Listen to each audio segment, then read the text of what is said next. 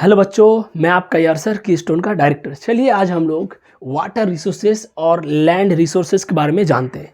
सबसे पहले मैंने आपको बायोम पढ़ा दिया और फिर उसके बाद कुछ और पॉइंट्स था वो भी मैंने आपको बता दिया, जैसे कि मैंने आपको बायोस्फीयर भी बता दिया और उसके बाद ट्रॉपिकल टेम्परेट डेसिडुअस और ट्रॉपिकल रेन फॉरेस्ट का सॉइल में कुछ डिफरेंसेस अपर लेवल में वो भी मैंने आपको बता दिया। और अब चलिए स्टार्ट करते हैं हम लोग वाटर रिसोर्सेज और लैंड रिसोर्सेज के बारे में। बच्चों आपको पता होना चाहिए जो टोटल वाटर है अर्थ में वो 1.4 बिलियन क्यूबिक किलोमीटर है। ये बहुत बड़ा टर्म है, 1.4 बिलियन क्यूबिक किलोमीटर।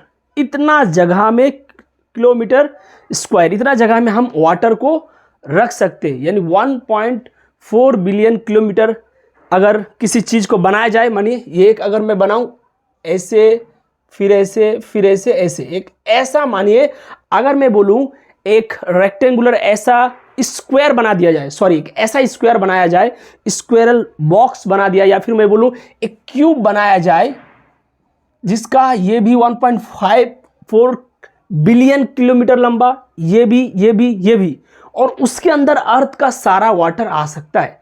यानी सिंपली अगर कहा जाए तो हमारे अर्थ में बहुत ही ज़्यादा पानी है। अर्थ में पानी का प्रॉब्लम नहीं है, दिक्कत ये है कि पानी बहुत ज़्यादा पोल्यूट हो चुका है और साफ पानी, सारा पानी हम लोग के लिए अच्छा नहीं है। तो 1.4 बिलियन किलोमीटर, आप समझ रहे हैं? यानी एक ऐसा बॉक्स बनाइए जिसका लंबाई 1.4 बिलियन किलोमीटर, चौड़ाई, ऊंचाई सब, और उसके अंदर अर्थ का सारा पानी आएगा। इतना ज्यादा पानी है हमारा अर्थ में। तो चलिए समझते हैं उसका। अगर देखा जाए तो 97.5% पानी जो है वो unsuitable for use, human use. यहाँ एच यूज जगह नहीं है, मैंने एच फॉर ह्यूमन समझना है आपको। यानी जितना भी वाटर है उसका 97.5% वाटर तो सुइटेबल ही नहीं है। यानी हम उसको यूज नहीं कर सकते हैं, हम खाने पीने के लिए हम उसको यूज नहीं कर पा रहे हैं, और ना ही वो यूजेबल है हमारे लिए, सुइटेबल ही नहीं है ह्यूमन के लिए। इतना परसेंट वाटर, सोचिए इतना वाटर में इतना वाटर खत्म, फिर भी बहुत वाटर बचेगा क्योंकि बहुत ज्यादा पानी है। ओशियनिक वाटर यही है। ये इतना सारा वाटर कहां पड़ा हुआ है बच्चों? ओशियन में। बच्चों फिर से ध्यान सुनिए, इतना सारा पानी, हमारा 100% पानी का 97.5% पानी ओशियन में ही पड़ा हुआ है, जो कि हमारे लिए अनसुइटेबल है। तो फिर सर बचा हुआ पानी 2.5% जो वाटर है वो सुइटेबल है हमारे यूज के लिए। ध्यान रहे, फिर से इतना पानी तो सुइटेबल ही नहीं है। इतना पानी ऐसा है जो हमारे लिए सुइटेबल है, लेकिन क्या अवेलेबल है? सुइटेबल और अवेलेबल में अंतर होना चाहिए। पिज्जा खाना मेरे लिए सुइटेबल है बट अवेलेबल नहीं है ना, समझ रहे हैं आप? इतना पानी जो है वो सुइटेबल है, इतना पानी को हम लोग ह्यूमन अपना यूज कर सकता है, लेकिन बात यह है क्या इतना पानी हर वक्त हमारे पास अवेलेबल है? नहीं। ये पानी देखिए, ये पानी कहां कहां है? ये पानी इसका 1.97% जो है आइस कैप्स में है। यानी जो 2.5% है, इसको अगर मैं डिवाइड करूं तो 2.5% में 1.97% पानी आइस कैप्स में रखा हुआ है। यानी बड़ा बड़ा जो बर्फ है, हिमालय है, उनके जो कैप्स, चोटी जो बने हुए हैं बर्फ का, भाई बर्फ है तो वो पानी ही है। यानी 2.5% का 2.5% में फिर लगभग 2% में बोल सकता हूं, लगभग, मैं 100% नहीं बोल रहा हूं, 2.5% का लगभग 2%। इसका 2% नहीं, वहां से देखिए यहां तो मैं 2.5% मिल गया। 2.5% में लगभग जो 2% पानी है वो आपका आइस कैप्स में रखा हुआ है। ये सब पानी हमारे लिए यूज कर सकते हैं, ये सब पानी हम खाने पीने के लिए यूज कर सकते हैं, लेकिन उसमें से तो 2% जो है आइस कैप्स में रखा हुआ है, बड़े बड़े पहाड़ के चोटियों में रखा हुआ है, हिमालय के चोटियों में रखा हुआ है। ये पानी हम लोग यूज कर सकते हैं, लेकिन है थोड़ी हमारे पास, वो तो वहां रखा हुआ है। 0.5% जो है वो ग्राउंड वाटर है। क्या है? ग्राउंड वाटर है। ग्राउंड वाटर जो एक्चुअली में हम लोग यूज कर रहे हैं, ग्राउंड से जो उठा रहे हैं, वो पूरा धरती का पानी का, यानी इस अर्थ में जितना भी पानी है उसका 0.5% ही ग्राउंड के अंदर है। फिर से बच्चों कॉन्सेप्ट, 100% वाटर का सिर्फ और सिर्फ 5% ही ग्राउंड के अंदर है। बाद बाकी जितना भी वाटर है वो सब के सब ओशियन में है, हिल्स में है, प्लेन्स में इधर उधर बिखरा, रिवर उवर में पड़ा हुआ है। लेकिन ग्राउंड के अंदर अगर आपको पूछेगा तो सिर्फ और सिर्फ 100% वाटर का 0.5% ही ग्राउंड के अंदर है। अब देखिए 0.01% जो वाटर है वो सॉइल के पास है, एज ए मॉइस्चर रखा हुआ है। यानी जो सॉइल के जो मॉइस्चर्स वाटर है, जो सॉइल में मिक्स है, मिला हुआ है, वो वाटर है आपका 0.01%। यानी 0.01% जो है वो सॉइल में मिक्स है। 100% वाटर का टोटल 0.5% ग्राउंड के अंदर, यानी 1% वाटर भी ग्राउंड के अंदर नहीं है। कितना कम है, इसीलिए हम बोलते हैं जो वाटर आप यूज करते हैं कम से कम पानी निकाला कीजिए, क्योंकि धरती के नीचे बहुत ज्यादा पानी नहीं है, वो सिर्फ 0.5% है। उसी में पूरा वर्ल्ड नीचे से उठा रहे हैं और पी रहे हैं और ज्यादा से ज्यादा ओवर यूज करें। बच्चों तो ध्यान रहे, आपको ओवर यूज नहीं करना है, ध्यान रखना है कि इतना सारा पानी तो है लेकिन हमारा ग्राउंड के अंदर सिर्फ और सिर्फ 0.5% ही पानी है। 0.0% जो 1% जो है वो सॉइल में है और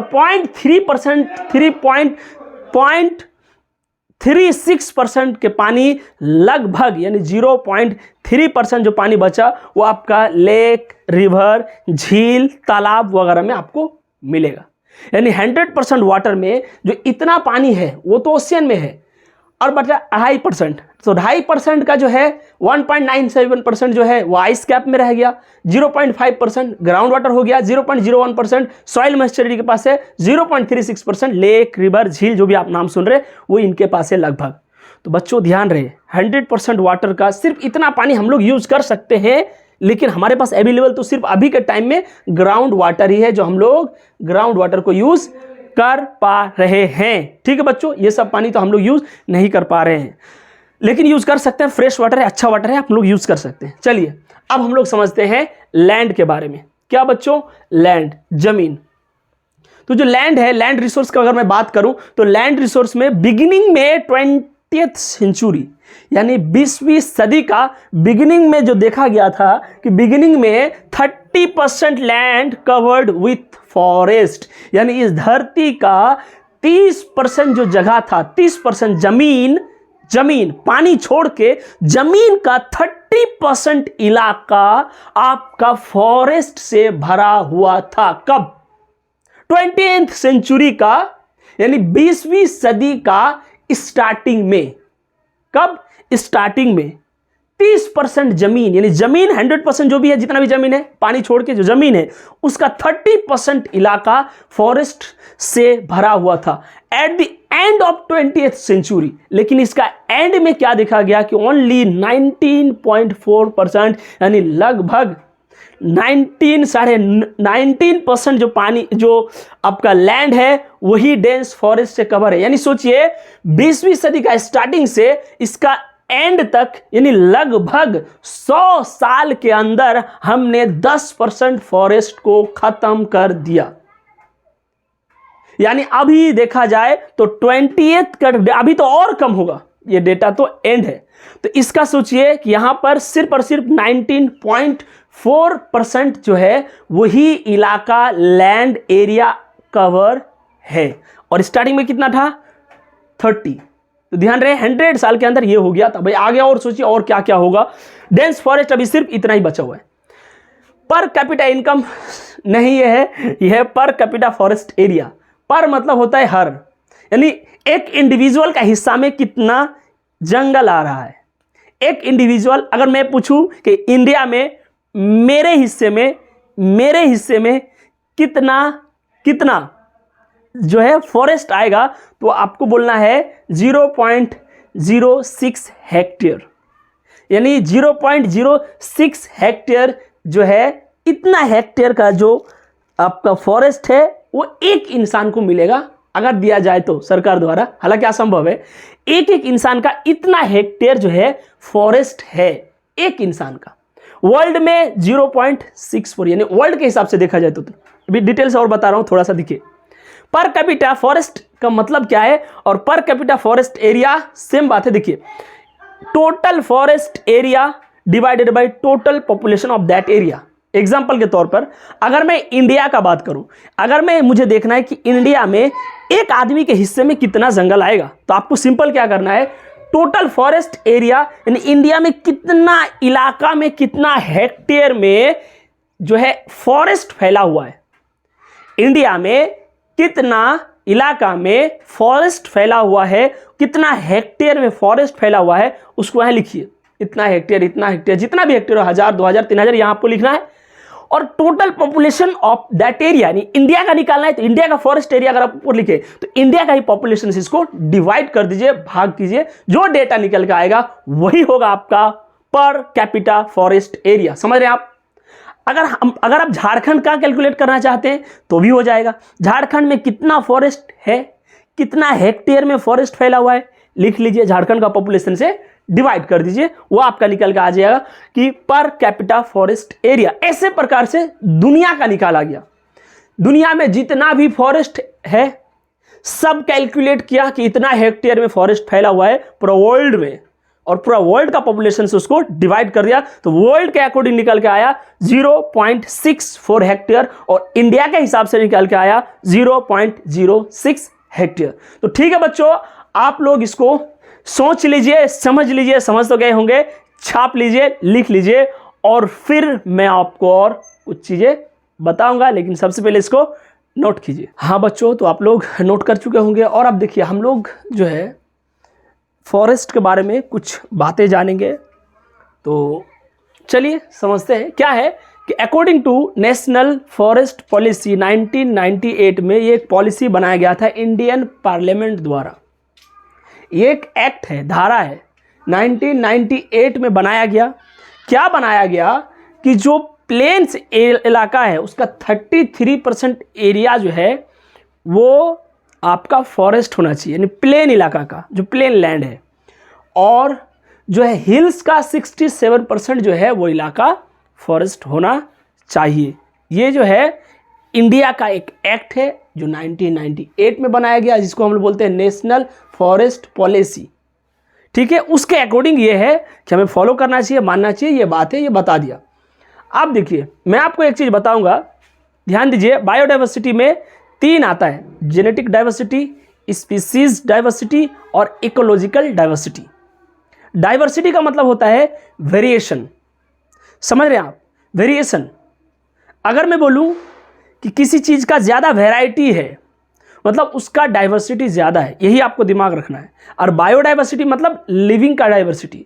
क्या दुनिया में हर लिविंग का सेम प्रकार का डाइवर्सिटी है? नहीं, कोई चीज़ एक ही स्पीसीज में इतना प्रकार का वैरायटी बन गया है।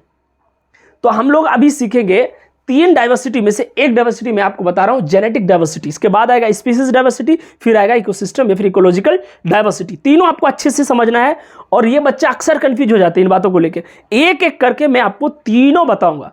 सबसे पहले समझ रहे हैं जेनेटिक डाइवर्सिटी, मतलब diversity with in species at genetic level. Species एक ही है लेकिन उसका जीन्स के अंदर वेरिएशन आ गया है। ये क्यों होता है? म्यूटेशन के लिए होता है, या फिर जो इंटरकास्ट या फिर जो मैरिजेस होते हैं, चाहे इंटरकास्ट हो चाहे अनरिलेटेड ब्रीडिंग किया गया हो, वो सब में क्या होता है, क्रोमोसोम्स का जब मिक्सिंग होता है उसमें कहीं ना कहीं वेरिएशन आ जाता है। अगर सिंपल लैंग्वेज में कहा जाए तो होमो सेपियन सेपियन ये एक ही स्पीसीज है। दुनिया में जो है इंसान एक ही स्पीसीज है, लेकिन सबका कितना ज़्यादा डिफरेंट आ गया है। सबका शकल अलग है, सबका हाथ पैर और सबका मानिए कलर वगैरह बहुत सारा ज़्यादा डिफरेंस आ गया है। एक भी इंसान आपको 100% किसी मैच होते हुए नहीं मिलेगा, किसी ना किसी चीज़ में वेरिएशन आ गया। वो जो वेरिएशन आ गया है एक दूसरे में एक ही स्पीसीज के अंदर, उसको हम लोग बोलते हैं जेनेटिक डाइवर्सिटी। इसका मतलब है कि जो चेंज आया है इसका कारण है जेनेटिक लेवल, यानी जेनेटिक लेवल में चेंज हुआ है, जीन्स में चेंज हुआ, जीन्स में वेरिएशन आ गया है, जिसके कारण एक ही स्पीसीज के अंदर बहुत ज्यादा वैरायटी बन गया। एक ही स्पीसीज के अंदर कुछ ना कुछ अंतर आ गया है, मतलब डाइवर्सिटी है, जो वेरिएशन है वो जेनेटिक लेवल में है, तो जेनेटिक डाइवर्सिटी। चलिए, रॉल्फिया वोमिटोरिया ये एक एग्जांपल है इस डाइवर्सिटी, जेनेटिक डाइवर्सिटी का एक एग्जांपल मैं आपको दे रहा हूं। रॉल्फिया वोमिटोरिया ये जो है एक मेडिसिनल प्लांट है। सर मेडिसिनल प्लांट है, आपको वैसे तो यही ध्यान रखना है, लेकिन इसका कौन कौन सा मेडिसिन बनाया जाता है, इसको कौन कौन सा बीमारी का, वैसे तो जॉन्डिस हो गया, डायरिया हो गया, उसके बाद अगर कहा जाए तो आपको स्नेक बाइट हो गया, ये सब जो है रॉल्फिया वोमिटोरिया प्लांट से इन सब बीमारियों का इलाज किया जाता है जो मैंने आपको बताया। और भी बहुत सारा है, हाइपरटेंशन हो गया, ब्लड प्रेशर हाई हो गया। तो अब समझना है कि सर इसका जेनेटिक लेवल में कितना डाइवर्सिटी हुआ है, वो हमें देखना है। डिफरेंट हिमालयन रेंजेस में ये उगते हैं, मानिए हिमालय है, इसका जो डिफरेंट रेंज है, 1 रेंज, 2 रेंज, 3 रेंज, अलग अलग रेंज में ये जब आता है तो अलग अलग रेंज में इसका ग्रोथ रेट भी अलग अलग है, यानी पोटेंशियल भी अलग अलग है। मानिए यहाँ अच्छे से उगेगा एग्जाम्पल, तो यहाँ उतना ज़्यादा नहीं, यहाँ और ज़्यादा, मतलब अलग अलग रेंज में इनका रहन सहन अलग अलग है। स्पीसीज एक ही है, रहन सहन अलग कैसे कैसे हो गया? जब स्पीसीज सेम है तो मतलब कुछ ना कुछ जेनेटिक लेवल में वेरिएशन आया है। और देखिए इस पे एक प्रकार का स्पेशल केमिकल प्रोड्यूस करता है, उस केमिकल को हम लोग बोलते हैं रेसरपिन। क्या बोलते हैं बच्चों? रेसरपिन। एक स्पेशल प्रकार का केमिकल जो है वो सिक्रेट करता है। अब दिक्कत क्या है, जो वो जो केमिकल है वो भी अलग अलग रेंज के हिसाब से अलग अलग कंसंट्रेशन में देता है। नहीं समझ रहे आप? माने यहां रहेगा तो वो केमिकल ज्यादा रिलीज कर रहा है, यहां कम, यहां और कम। एक एग्जांपल दे रहा हूं मैं, हो सकता है यहां ज्यादा हो, यहां कम, यहां और कम हो। अलग अलग रेंज के हिसाब से ग्रोथ रेट भी अलग अलग हो गया, रिप्रोडक्शन में भी वैरायटी आ गया, और अलग अलग रेंज में केमिकल का प्रोड्यूसिंग का कंसंट्रेशन भी यानी मात्रा भी अलग अलग हो रहा है। मतलब कहीं ना कहीं रॉल्फिया वोमिटोरिया एक स्पीसीज तो है, एक ही स्पीसीज है, लेकिन इनके जीन्स के अंदर बदलाव आ गया। यहाँ का सबका जीन एक जैसा नहीं है, जेनेटिक लेवल में वेरिएशन हो गया, जेनेटिक डाइवर्सिटी। अब देखिए एक और एग्जांपल मैं आपको बताऊं, राइस। बच्चों आप लोग को पता है जो राइस है वो एक ही स्पीसीज है, चावल। चावल का इंडिया में 50,000, अब जानते हैं 50,000 से ज्यादा वैरायटी मिलता है। सर ये वैरायटी कैसे बन गया? ये वैरायटी वही जीन में वेरिएशन के कारण बने हैं, जेनेटिक डाइवर्सिटी हुआ है। जेनेटिक डाइवर्सिटी मतलब अब पूछेंगे कि जेनेटिक डाइवर्सिटी इसका इतना ज्यादा हो गया कि 50,000 वैरायटी बन गया। मानिए एक ही प्रकार का अगर सब राइस एक प्रकार का होता, सेम एकदम सब कुछ ठीक रहता, एक ही होता, तो एक वैरायटी, कम चेंज होता तो 2 वैरायटी, एक और एक 2। लेकिन इतना वेरिएशन होते गया, इतना ज्यादा जेनेटिक लेवल में इतना ज्यादा अंतर हो गया कि 50,000 वैरायटी मिलने लगे। 50,000 अलग अलग वैरायटी मिल गया राइस का सिर्फ इंडिया में। मैंगो का बात किया जाए, ये जो है इस पार्ट का इधर भी है। मैंगो का एग्जांपल लिया जाए तो मैंगो भी एक स्पीसीज है, राइस का मैंने आपको बताया मैंगो भी एक ही स्पीसीज है, लेकिन इन इंडिया इसका 1000 से ज्यादा वैरायटी पाया जाता है सिर्फ इंडिया में मैंगो का। सोचिए तो इसका भी कितना ज्यादा वेरिएशन हुआ होगा। अगर मैं बात करूं कि सर सब में कंपैरिजन करते हैं तो सबसे ज्यादा जेनेटिक डाइवर्सिटी है राइस का, इसका जेनेटिक डाइवर्सिटी बहुत ज्यादा है, बहुत ज्यादा वेरिएशन है, इसलिए 50,000 अलग अलग वैरायटी बन गया राइस। उसके बाद मैंगो और लास्ट में आएगा व्हीट। व्हीट का जो है कम वैरायटी मिलेगा, मानिए 100, 150, 50 इतना वैरायटी व्हीट का मिल रहा है। मैंगो का आपको 1000 से ज्यादा वैरायटी और राइस का 50,000 वैरायटी मिल रहा है। देखिए जेनेटिक डाइवर्सिटी में स्पीसीज सेम है, एक ही स्पीसीज है, स्पीसीज सेम है और स्पीसीज के अंदर चेंजेस हो रहा है जेनेटिक लेवल में, इसीलिए नाम क्या दे दिया? Genetic diversity. कंफ्यूज नहीं होना। इसके बाद हम लोग पढ़ेंगे स्पीसीज डाइवर्सिटी और फिर पढ़ेंगे इकोसिस्टम डाइवर्सिटी या फिर इकोलॉजिकल डाइवर्सिटी। ठीक है बच्चों, आप लोग इसको नोट कीजिए, वो दोनों भी हम लोग इसी लेक्चर में कवर करेंगे, पहले नोट कर लीजिए। हाँ बच्चों आप लोग नोट कर चुके होंगे। और अब देखिए हम लोग वो बायोडाइवर्सिटी में जो 3 प्रकार का बायोडाइवर्सिटी था, मैंने अभी अभी आपको एक बायोडाइवर्सिटी बता दिया, जेनेटिक डाइवर्सिटी। अब हम लोग सीखेंगे स्पीसीज डाइवर्सिटी और इकोलॉजिकल डाइवर्सिटी में क्या डिफरेंस है। जो हम लोग जेनेटिक डाइवर्सिटी देखे उसमें जीन में वेरिएशन आ रहा था, यानी सेम स्पीसीज था। अब हम लोग देखेंगे स्पीसीज सेम नहीं रहेगा, बल्कि एक कम्युनिटी के अंदर, एक कम्युनिटी में एक कम्युनिटी दूसरा कम्युनिटी, यानी मानिए अगर मैं बोलूँ एम्फीबिया का कम्युनिटी कहीं ज़्यादा है कहीं कम है, यानी हम 2 जियोग्राफिकल एरिया नहीं बल्कि जियोग्राफिकल एरिया सेम है। अगर मैं बात करूं तो ये दोनों अलग अलग इकोसिस्टम आप बोल सकते हैं, लेकिन वहां एक जगह एम्फीबिया ज़्यादा है, एक जगह एम्फीबिया का पॉपुलेशन, या फिर मानिए एम्फीबिया जो है वहाँ एम्फीबिया का स्पीसीज कम है। एम्फीबिया एक स्पीसीज नहीं है बच्चों, एम्फीबिया एक क्लास है जिसके अंदर 8000 से ज़्यादा स्पीसीज आते हैं। मेरा बात आपको आ रहा है समझ में? एम्फीबिया जो है ये क्लास है, आपको पता होगा, फाइलम, डिवीजन, क्लास, उसके बाद ऑर्डर, फिर और आगे फैमिली, जीनस, स्पीसीज, आपको पता होगा। अगर आप लोग ये प्लांट डाइवर्सिटी में भी बताया जाता है और एनिमल डाइवर्सिटी में भी। तो ध्यान ये रखना है कि अगर मैं बात बोलूं कि 10 डॉग है, डॉग एक ही स्पीसीज है, तो वो डॉग का पॉपुलेशन कहलाएगा। क्या कहलाएगा? लेकिन अगर बोले 100 डॉग्स तो भी डॉग का पॉपुलेशन कहलाएगा। अगर मैं बोलूं 100 डॉग भी है, 10 बिल्लियां हैं, 10 चूहा है, यानी अलग अलग मैंने स्पीसीज को इकट्ठा किया, उसको हम लोग क्या बोलेंगे? कम्युनिटी बोलेंगे। क्या बोलेंगे बच्चों? कम्युनिटी। यहां पर आपको कम्युनिटी लेवल में, कम्युनिटी का लेवल, जैसे मैं बोलूं एम्फीबिया, एम्फीबिया के अंदर बहुत सारा स्पीसीज आएगा, मैंने आपको बताया 8000 स्पीसीज आता है एम्फीबिया। जहां भी एम्फीबिया, अगर वेस्टर्न घाट का बात करें तो यहां एम्फीबिया का स्पीसीज ज्यादा मिलता है, यानी उस 8000 में से ज्यादा स्पीसीज इधर मिलेगा। और वेस्टर्न में देखें तो वेस्टर्न में उतना स्पीसीज, ये नहीं बोल रहा हूं यहां 8000 के 8000 मिलेगा, बट एम्फीबिया का स्पीसीज अगर मैं दोनों जगह में देखूं, ईस्टर्न घाट में और वेस्टर्न घाट में, तो यहां एम्फीबिया के ज्यादा स्पीसीज मिलेंगे एज कंपेयर टू ईस्टर्न घाट। यानी यहां पर जो है एम्फीबिया यहां भी है, यहां भी है, लेकिन यहां ज्यादा प्रकार का एम्फीबिया है, यहां कम प्रकार का एम्फीबिया है। इसके कंपेयर में इसको हम लोग बोलेंगे स्पीसीज डाइवर्सिटी, यानी यहां का स्पीसीज ज्यादा है, यहां स्पीसीज ज्यादा है।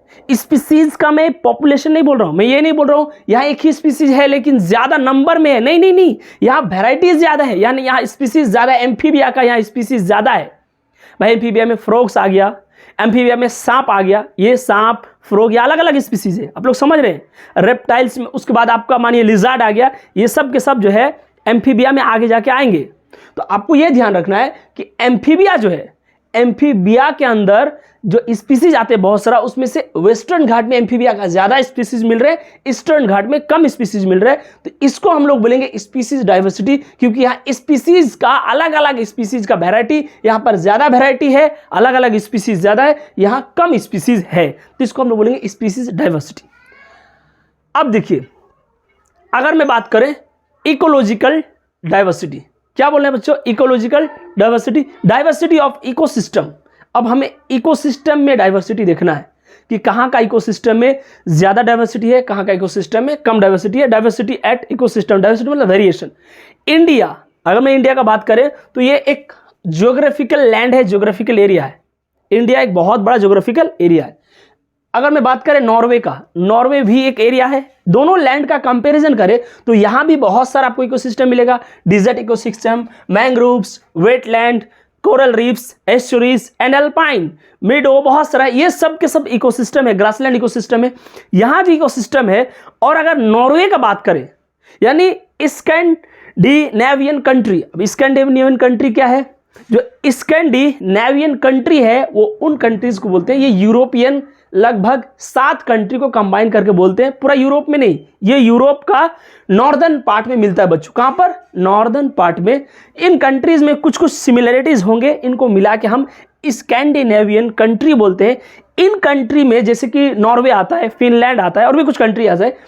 इन कंट्री का जो ज्योग्राफिकल एरिया है, इन कंट्री का जो ज्योग्राफिकल एरिया है, उसमें जो भी इकोसिस्टम आते हैं, वहां का डिजर्ट, यहाँ का डिजर्ट, वहां का कोरल रीफ्स देखेंगे, इंडिया का कोरल रीफ देखेंगे, वहां का वेटलैंड देखेंगे, इंडिया का वेटलैंड देखेंगे, तो आपको दिखा मिलेगा कि यहां का जो इंडिया का जो इकोसिस्टम में स्पीसीज है उसका संख्या ज्यादा है एज कंपेयर टू वहां का, यानी यहां के इकोसिस्टम में ज्यादा स्पीसीज मिल रहे हैं। अब मैं सब स्पीसीज का बात कर रहा हूं, यहां सिर्फ एम्फीबिया का बात हो रहा था, समझ में आ रहा है आपको? और यहां सिर्फ एम्फीबिया का बात हो रहा था, यहां पर मैं सब स्पीसीज का बात कर रहा हूं। यानी यहां इंडिया में जितने भी इकोसिस्टम है, अगर मैं वहां से कंपेयर करूं तो वहां के रेस्पेक्ट में यहां पर आपको ज्यादा स्पीसीज मिलेगा। कोई भी स्पीसीज देखा जाए तो। हम यहाँ पर जनरल बात कर रहे हैं, यहाँ सिर्फ एम्फीबिया का बात हो रहा था कि एम्फीबिया का हम जब देख रहे हैं, एम्फीबियन स्पीसीज का बात कर रहे हैं तो वेस्टर्न घाट में ज्यादा है, ईस्टर्न घाट में कम है। एम्फीबिया में यहीं कंपेयर कर रहे थे, लेकिन अगर यहाँ कंपेरिजन जो हो रहा है वो सिर्फ एक एम्फीबिया सिर्फ नहीं है, प्लांट्स, एनिमल्स जो भी आए, एम्फीबिया, रेप्टाइल, जितना भी प्रकार का क्लास ऑर्डर है सबका, तो जो है यहाँ पर इसलिए हम इकोलॉजिकल डाइवर्सिटी बोले इसको, क्योंकि यहाँ का एक ज्योग्राफिकल एरिया का दूसरा ज्योग्राफिकल एरिया से जो कंपैरिजन है वहाँ पर सब स्पीसीज आ गए। हम टोटल स्पीसीज का यहाँ पर बात करेंगे तो ये आ गया आपका इकोलॉजिकल डाइवर्सिटी। फिर से जेनेटिक डाइवर्सिटी, जीन में वेरिएशन, स्पीसीज सेम है लेकिन अंदर अंदर बदलाव हो गया है, जेनेटिक डाइवर्सिटी। स्पीसीज डाइवर्सिटी, हम किसी एक क्लास का स्पीसीज का कंपैरिजन कर रहे हैं, एक क्लास का एम्फीबिया कंपैरिजन हो रहा है, यहाँ एम्फीबिया का ज़्यादा स्पीसीज, यहाँ एम्फीबिया का कम स्पीसीज, यहाँ पर टोटल कंपैरिजन हो रहा है सब स्पीसीज का, तो ये आपका हो गया इकोलॉजिकल डाइवर्सिटी। यहाँ हम इकोसिस्टम में देख रहे हैं, यहाँ का इकोसिस्टम, वहाँ का। ठीक है बच्चों, अब आप लोग एक काम कीजिए, इसको नोट कीजिए और फिर हम लोग मिलते हैं नेक्स्ट लेक्चर में। तब तक के लिए खुश रहिए, मस्त रहिए और ज़बरदस्त रहिए। लाइक तो कीजिए यार और सब्सक्राइब भी करते रहिए। ठीक है बच्चों, फिर हम लोग नेक्स्ट लेक्चर में मिलेंगे।